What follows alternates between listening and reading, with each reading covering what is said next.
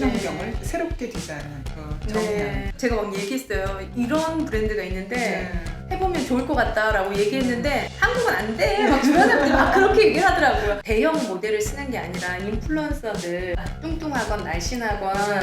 인종에 상관없이 그 옷을 이제 착장하는 그런 모습들을 네. 보면서 우리는 다 네. 포토샵 모델이에요. 네네. 거기서는 정말 일반형 체형이 네. 다양한 체형을 가진 분들이 다 네. 모델을 하고 있고, 그래서 실제로 정말 더 실제감 있게, 그러니까요. 현실감 있게 와닿는 거죠. 좋아요, 구독, 알림 설정. 이게 여기 보면 감정적 보상이라는 얘기가 네. 저는 네. 그러니까 제가 그날 갔던 이유가 보상받으려고 갔던 것 같아요. 네, 네. 그런 데를 찾는 이유가. 네. 그런 게 사실 그 어떤 제가 리스토어에 얘기를 했는데 네. 리테일 세라피의 관점에서 이제 해석할 수 있는 건데, 내가 어디를 가서 나의 그 약간 힘들었던 그런 감정이 좀 치유까지는 아니더라도 좀 이렇게 완화되고 좀 편안함을 느끼고 네네. 이런 보상적 메커니즘도 있고, 어떤 관계에서 우리가 왜 너무 디지털에 지금 요즘 같은 때 특히 모든 게 디지털이다 보니까 그런 디지털 오리엔티드된 환경에서 벗어날 수 있는 그런, 오히려 이 사람과의 직접적인 소통을 원하는 그런 대응적 메커니즘, 이런 걸로 이제 해석을 할 수도 있는 건 거죠. 네. 그러니까 나는 리테일의 미래에서 이런 얘기를 하고 싶었다. 사실은 이 책을 읽는 사람들에게 네. 그런 게 있을까요? 제가 그건 이제 미국에 있다 보니까 좀 네네. 느낀 건데, 네. 그 아마존의 알렉사라는 인공지능 비서가 있잖아요. 아, 네. 근데 이제 저도 아침에 일어나면 네. 제가 이 책의 서두에 뭐라고 썼냐면, 알렉사 뭐 네. 음악을 틀어줘 뭐 이런 거 있어요. 되게 좀 오글거리는데. 남자친구는 그렇죠. 같아. 네, 알렉사를 딱 부르고 정말 뭐 플레이 클래시컬 뮤직 막 이러면 네. 알렉사가 자기 그 플레이리스트에서 이제 저를 위해서 음악을 틀어주고, 그 음성으로 주문까지 할 수 있는 네네네. 음성 쇼핑도 네. 가능한데, 네. 그런 걸 보면서 반면에 오프라인을 이렇게 몰락하는 걸 보니까 네. 지금 이 기술 기반의 리테일 테크가 주도하는 소비의 미래가 이런 모습이다. 우리는 이제 정말로 왜 그 영화 허에서 보이는 네. 그녀에서 보이는 네. 그런 것들이 정말로 실생활로 다가오고 있다. 피부로 느끼고 있고, 이제 그 로봇이 그리고 우리 옆에 같이 일하는 그런 환경이 멀지 않았다. 그렇게 많이 바뀌고 있고 빠르게 변하고 있다는 것을 우리나라 소비자들에게, 그리고 이 직장 그러니까 관계 종사자들에게 좀 알리고 싶었었어요. 네. 그래서 저도 그때까지만 해도 그래 뭐 이렇게 되겠지, 네. 그렇겠지, 뭐 천천히 이렇게 되겠지. 네. 근데 이게 이렇게 빨리 올 거라고는 저도요. 사람들이 이게 죄송해요. 인간이 이렇게 머리가 좋을 줄 몰랐어요. 이거를 그냥 5년을 앞당겨서 진짜. 그래서 올해 내년에서도 엄청난 일들이 일어나지 않을까 맞아요. 그럴 것 같아요. 라는 생각이 네. 들어요. 그러니까 아마존에서 지금 직접 쇼핑을 하고 계시잖아요. 네. 아마존 고, 네. 아마존 북스 네. 뭐 다양하잖아요. 네. 그걸 쇼핑하면서 교수님 네. 쇼핑도 하고 그걸 또 트렌드를 분석하시잖아요. 네. 그럼 앞으로 어떻게 될 것 같아요, 진짜? 저희는 사실 아마존은 생태계에 들어갈 것 같습니다. 아... 그러니까 이 아마존이 며칠 전에는 네. 그 약국 그 처방약 딜리버리 서비스를 론칭을 했고, 네. 이미 작년에 그 필팩이라는 약국 업체를 이제 인수를 했고요. 그리고 블루 오리진의 그 우주 사업, 네네. 그리고 이런 인공지능 기반의 쇼핑 비서, 네. 그리고 일반 그 슈퍼마켓 아마존 프레쉬라고 올해 7월에 오픈한 그런 매장에서 알렉사까지 들어놓고, 네. 반지 에콜 루비라는 반지가 있어요. 알아요. 저 그 반지 살려고 지금 오늘 안 그래도 누가 그걸 끼고 오신 거예요. 끼고 왔어요. 그래가지고 뭐 수면 패턴부터 시작해가지고 네. 나 잘 때 뭐 숙면이 됐는지 안 네. 됐는지 몇 번 일었다 잤다가 깼는지 네. 꿈 꿨는지 안 꿨는지까지 얘가 다 확인하는 거예요. 네. 그런 스마트 인공지능 네, 비서 네. 같은 게 담겨 있는, 탑재되어 있는 그런 뭐 안경, 반지, 네. 이 모든 것들이 사실 이제 스마트폰이 없어도 그냥 알렉사만 부르면 모든 게 해결되는 그런 환경. 그 아마존은 특히 인공지능에 굉장히 그 알고리즘에 특화되어 있기 때문에, 네네. 예를 들면 이제는 어떤 시대가 올 거냐면, 제가 이제 이 책에서도 얘기를 했는데, 제가 항상 뭐 주문하던 패턴이 있어요. 그러면 제가 언제쯤 이 상품을 주문할 것이라는 걸 예측을 하고 저에게 가까운 물류센터로 그 상품을 미리 배송해 놓는 이미 그런 특허들도 있고 네, 네, 네. 그리고 이제 물류센터의 입장에서도 이제 물류의 공간을 조금 더 자유롭고 그리고 비용을 좀 줄여가기 위해서 우주 아니면 바다, 월마트도 마찬가지고요. 이런 식으로 이런 공간들을 물류센터로 이용하겠다. 그리고 배송은 드론으로 하겠다. 조만간 현실화될 것이고. 네, 되게 조만간 이제, 네. 현실화 되겠네요. 네, 네. 네, 오래 살아야겠어요. 어떻게 네. 세상이 네, 바뀌는지 바뀔지. 네. 되게 궁금할 것 같아요. 네, 저는. 진짜. 근데 저는 그 와중에 사실 중국이 또 무서운 점 중에 네, 하나가 네, 네. 이런 드론이나 네. 언택트나 이런 것들이 미국이 다 거의 막 최고일 것 같은 네, 생각이 들었었어요. 네, 근데 네, 중국에 가보니까 상하이의 호텔에서 이제 머물면서 네. 그 주변 한번 돌아봤더니 거기 이제 홈리스를 만난 거죠. 네. 그분들이 보통 우리가 생각하는 홈리스는 그냥 이렇게 깡통에 네, 이제 돈을 네, 네. 우리가 주는 그런 네, 네. 거였다면 그분이 가지고 계신 거는 가슴에 QR코드. 왜냐면 모바일 결제로 지나가던 우와. 사람이 스마트폰으로 스캔해서 자기 계좌에서 우와. 돈을 이체해주는. 그러니까 이런 것들이 우리는 사실 왜 우리 안에 있기 때문에 잘 네, 네. 모를 수 있는데 실제로 중국, 미국 이런 여러 나라에서 굉장히 빨리빨리 변하고 있고 네. 안면인식 이미 중국에서는 네네. 안면인식으로 사람들이 2초 만에 사람들 범죄자를 이렇게 구분할 수 있는 그런 시스템도 이제 다 적용을 하고 있어요. 그 네. 영화 보면 마이너리티 리포트 보면 맞아요. 그 네. 지나가면 그게 네. 영화 꽤 오래 10몇 년 전에 네, 나왔죠. 한 2000년대 2000년대 초반이니까 15년 정도 된 것 같아요. 제가 보니까 근데 거기 그게 정말 현실화됐네요. 완전히 네. 당겨졌네요. 네. 그런 세상이 됐습니다. 지금 여기 리테일의 미래에 교수님이 다 적어 놓으셨고요. 그래서 이제 이것만 쓰시기 안타까우셔가지고 이번에 리스토어 그러면 우리는 진짜 네. 아마존도 아니고 구글도 아닌데 네. 어떻게 저희 같은 영세한 네. 자영업자, 네. 소상공인, 네. 뭐 중견기업들은 어떻게 네. 살아남아야 되는지 이게 리스토어라고 이제 네. 스토어가 매장이라고 하면 오프라인뿐만 아니라 온라인까지 어떤 스토어들이 네. 앞으로 어떤 전략으로 살아남아야 되는지에 대한 이야기를 적어 놓으셨습니다. 네. 자, 오늘 연타로 지금 이제 네. 이 책을 얘기를 네. 좀 해주시면 되는데 네. 제가 여기 적어 놓은 거 보이세요, 여러분? 네. 오프라인은 사라질까? 자, 교수님께 물어보겠습니다. 네. 교수님, 오프라인은 사라질까요? 네. 저는 현재도 중요한 채널이고 네, 네. 미래도 중요한 채널인데 다만 지금까지의 오프라인과는 다른 접근 그리고 다른 경험을 제공하는 공간이 된다고 생각하고 있습니다. 어떻게 해야 될까요? 그러면 구체적으로. 되게 어려운 문제예요. 그쵸. 아이, 자기 비즈니스 자기가 알아서 해야지. 네. 나한테 물으면 어떡하냐. 아니, 그래도 살짝 네. 보신 게 많으시고 또 네, 분석을 네. 많이 하셨으니까. 잠깐 언급했던 그런 치유, 뭐 네, 약간의 네. 힐링 그리고 어떤 소셜적인 관계를 맺을 수 있는 그런 경험을 제공할 수 있는 매장들. 그 리테일 테라피죠. 테라피. 일장에 네. 얘기했던 네. 리테일 테라피. 그러니까 리테일이 테라피가 된다는 게 그렇죠. 쇼핑하면 우리 되게 힘들잖아요. 막 이렇게 2-3시간 걷고 네. 나면 집에 오면 네. 당 떨어져가지고 라면 끓여 먹고 밥 네. 말아 먹고 막 네. 그러잖아요. 네. 근데 이제 거기 가서 테라피를 해야 된다는 거잖아요. 꼭 근데 그런 테라피가 정말 우리가 어디 가서 치유를 받아야 돼 이런 느낌이라기보다는 그런 것도 포함이 돼 있지만 제가 기분 막 너무 다운됐을 때 친구랑 같이 즐거운 공간에 그러니까 맛있는 데 가서 와인 한잔 네. 마시면서 그렇게 소비하는 것 네. 그런 것도 부정적인 정서를 조금 약간 완화시켜주는 이런 거라고 이제 볼 수가 있는데 예를 들면 그 아까 파주 그런 네네. 데처럼 조금 더 자연을 모티브로 해서 네네. 사람들에게 힐링 공간을 줄 수 있는 것 제가 여기 보면 쇼핑을 단순히 물건을 구입하는 것으로만 생각하지 않는다. 쇼핑은 하나의 여정이며 사회 활동이기도 하다. 그러니까 친구들과 마실 삼아서 기분 전환을 위해서 아니면 사람들과 교류를 위해서 그 시간과 공간에서의 경험을 소비하는 경우가 아주 많다. 소비자들은 편리함을 원하지만 이게 온라인이죠, 그렇죠? 네. 실제가 믿는 경험에 대한 갈구는 인간의 기본 욕구 중에 하나다. 네.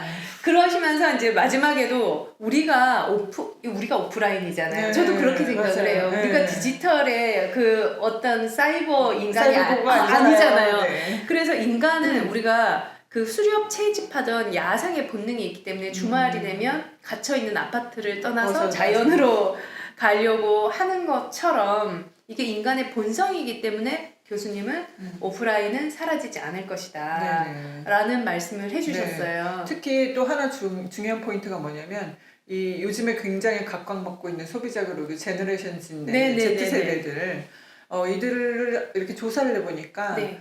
이들은 너무 디지털 오리엔티드된 삶을 살고 그쵸. 있기 때문에 오히려 오프라인 공간에 가는 거를 굉장히 특별하게 생각하고 그리고 좋아하고 그리고 선호하고 본인들도 디지털에 너무 오리엔티드 되다 보니까 디지털 안에 있는 것들에 대해서 어떻게 정신적인 건강을 우려하는 경우도 많다고 해요. 한 반 정도, 어떤 서베이 한 반 정도가 그렇게 대답을 하기도 했고. 그러니까 이들에게 오프라인 공간은 어떤 힐링의 장소가 정말로 되는 건 거죠. 어떤 디지털 디톡스, 그런 디지털의 영향을 좀 해독하는 그런 그래서 오히려 더 교감을 원하는 그런 경험이 되는 거죠. 2장에 보면 유쾌한 리테일이라는 게 나와요. 네네. 나이트클럽 같은 골프장. 나이트클럽 같은 제가 볼링장은 봤어요. 아, 네, 맞아요. 요즘에 좀 네. 트렌드죠. 네네. 근데 이 골프장이 생각해보시면 보통 한 번 나가면 기본 4시간 반. 맞아요. 그리고 중간에 뭐 그늘집 가서 먹으면 더 이제 막 그렇죠. 근데 젊은 세대들은 이렇게 오랜 시간을 소비하는 걸 별로 선호하지 않고 그리고 요즘에 그 어텐션 스팬이라고 그래서 주의력을 기울이는 그런 기간이 Z세대는 한 8초밖에 안 되는데 우리 영상 지금 이게 길어요.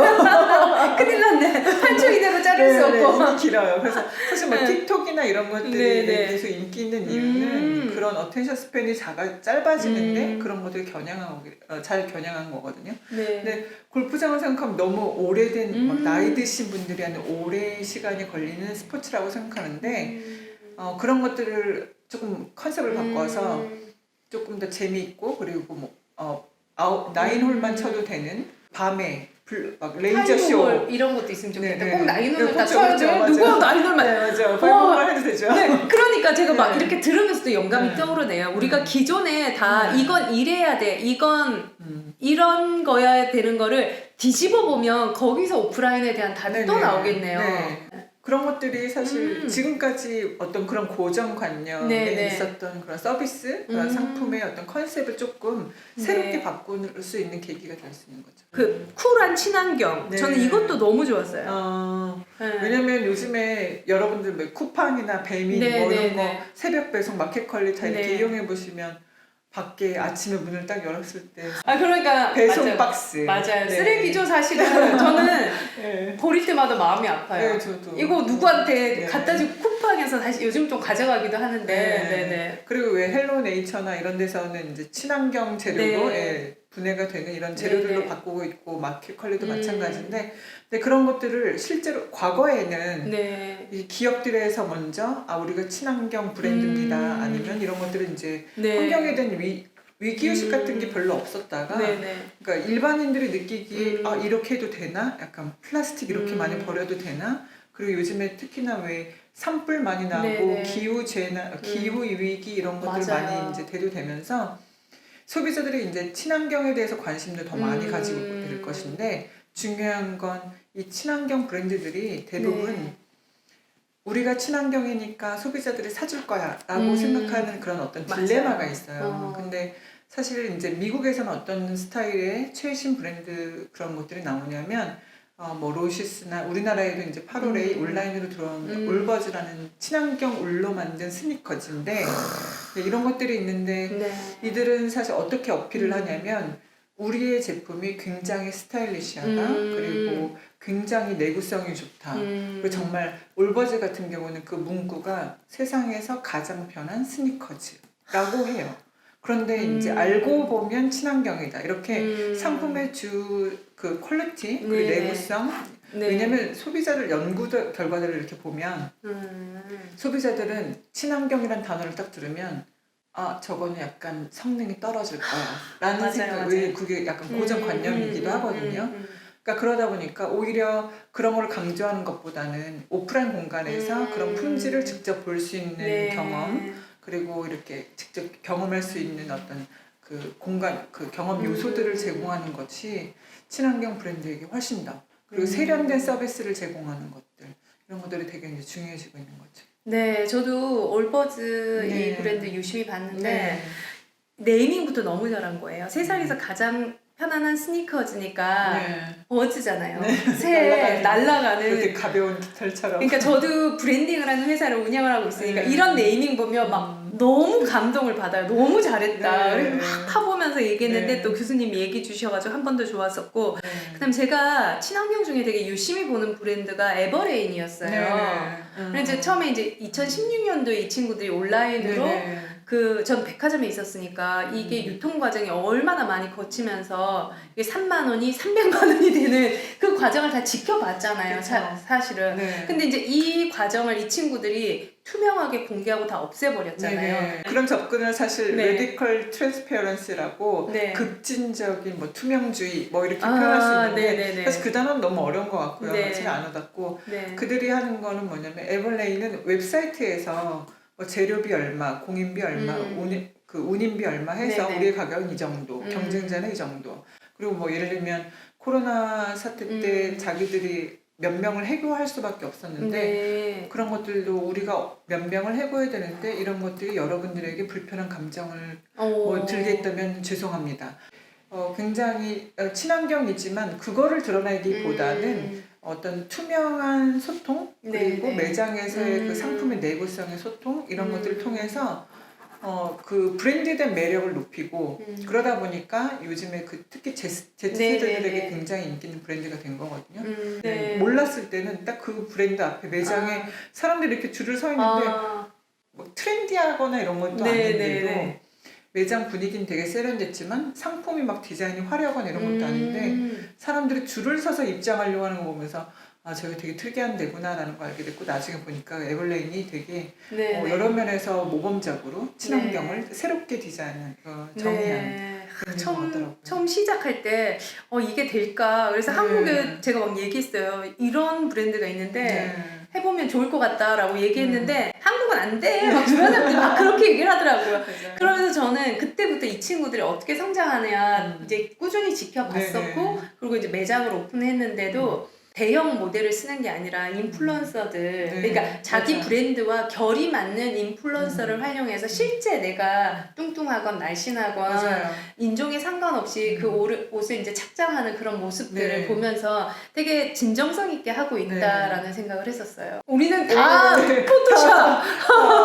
모델이요. 네네. 거기서는 정말 일반형 체형이 네. 다양한 체형을 가진 분들이 다 네. 모델을 하고 있고 그래서 실제로 정말 더 실제감 있게 그러니까요. 현실감 있게 와닿는 거죠. 그래서 제가 교수님 얘기 듣고 이 책을 읽으면서 우리가 지금 코로나 때문에 다들 너무 힘들다, 오프라인이 어렵다, 온라인으로 해도 경쟁자가 너무 치열하다 그런 얘기를 하는데 우리가 당연시 했던 것 속에 반대로 한번 생각해보면 비즈니스가 다 있는 것 같아요. 네, 맞아요. 에버레인 같은 경우에도 네. 왜 다 이렇게 날씬한 사람만 다 입어. 모델을 해야 돼. 그러니까 이런 의문 당연하다고 생각했다는 거에서 저는 의문을 가질 때 비즈니스 기회가 있지 않냐. 그러니까 지금 다 아까 교수님께서 얘기하셨던 그러니까 아날로그의 감성도 무조건 사람들이 세련되게 해야지. 그럴 때 오히려 더 급진적으로 아날로그로 가서 경험을 한다든지 아니면 리테일 그 테라피는 작지만 거기에서 꼭 자연이 아니더라도 그림으로도 받을 수 있고 책으로도 받을 수 있고 내가 고객한테 줄 수 있는 그 무언가 한 가지를 가지는 게 되게 중요하다라는 생각이 들었어요. 네, 맞아요.